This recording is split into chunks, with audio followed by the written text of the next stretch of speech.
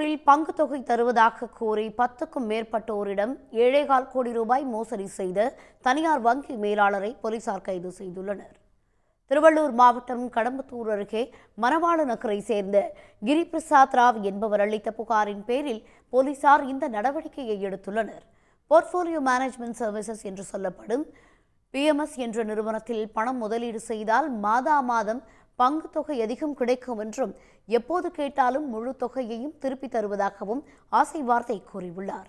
அதை நம்பி 10க்கும் மேற்பட்டோர் 7,13,00,000 ரூபாய் செலுத்தியும் பங்கு தொகையை திருப்பி தரவில்லை. உங்களோட அமௌண்ட் வந்து 3 பேர் 4 பேர் அக்கௌண்ட்டில் இருக்குது. அது ஏதாவது ஒன்று க்ளோஸ் பண்ணும்போது உங்களுக்கு தனியாக போட்டு தரேன்.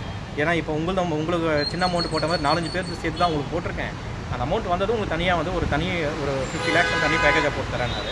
ஜனவரி மாதம் வந்து இதுக்கு வந்து ஒரு பர்சனல் லோன் போட்டிருந்தேன் வேறு ஒரு தேவைக்காக.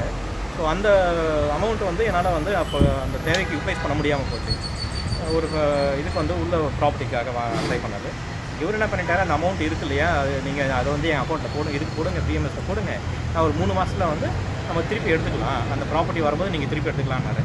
அதை கொடுத்துட்டு அதுக்கப்புறம் பிப்ரவரி ஃபஸ்ட் வீக்கில் ஜனவரி 29 நினைக்கிறேன் கொடுத்துட்டு நான் வந்து ஏப்ரல் மேல வந்து கேட்க ஆரம்பித்தேன். எனக்கு பணம் வேணும், ஏன்னா ப்ராப்பர்ட்டி வாங்கணும், எனக்கு பணம் வேணும்னு சொல்லி கேட்கும்போது அதுக்கப்புறம் இவர் கொஞ்சம் கொஞ்சமாக இதோ 2 days தரேன்னு சொல்லிட்டு கான்டாக்ட்.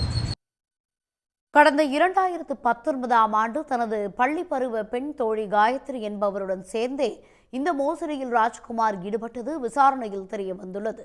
பணத்தை திருப்பி தராமல் கடந்த ஓராண்டுக்கு மேல் குடும்பத்தினருடன் தலைமறைவாக இருந்தபோது போலீசார் ராஜ்குமாரை கைது செய்து சிறையில் அடைத்துள்ளனர்.